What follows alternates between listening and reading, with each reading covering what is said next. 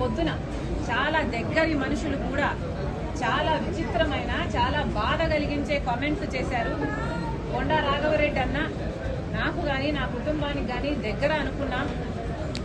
కానీ ఈరోజు ఆయన కూడా నా మీద నేను పాదయాత్ర ఎందుకు చేశాను అన్న దాని మీద ఆయన ఏదో అక్కడ ఉన్నట్టు, ఆయన బావుమర్ది అక్కడ సూపరింటెండెంట్ అయినట్టు, ఆయన అంతా విన్నట్టు ఏదేదో చెప్పారు. నేను పాదయాత్ర చేయాలి అని వార్తమ్మ అడిగితే నేను పాదయాత్ర నేను చేస్తాను అని నేను అడిగినట్టు చెప్పారు.